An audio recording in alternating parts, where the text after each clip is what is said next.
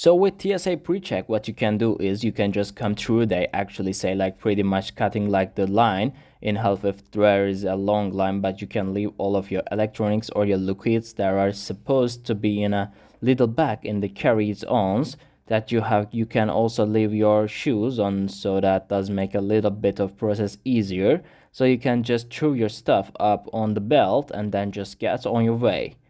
Even if it's your first time flying or you just don't fly very often, I would consider TSA PreCheck, because with TSA PreCheck you're going to get that expedited screening, that easier process going through. So whenever you are already thinking about a million other things about your trip, you can just go with the easier route and get that TSA PreCheck.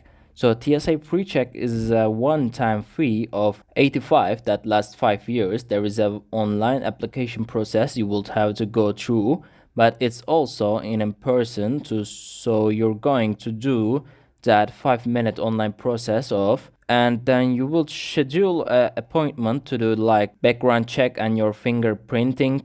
So documentation needed for the in-person appointment will be your driver's license and a passport, if you have one. If not, birth certificate. And then if you've ever been married, just go ahead and bring that marriage certificate, just so you have it just in case.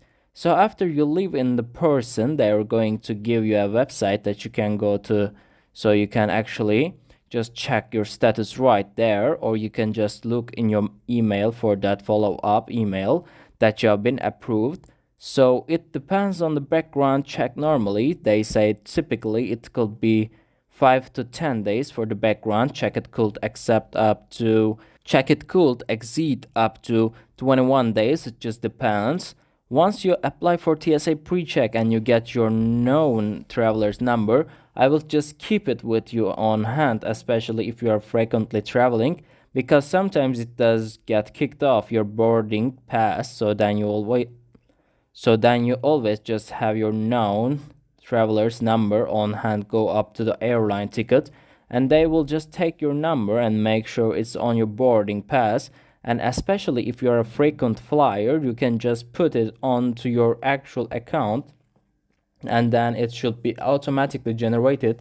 So just make sure that you have TSA PreCheck on your boarding pass. If you have a paper one, it should be located just right underneath your name, and if you have the mobile one, it should be right above the QR code.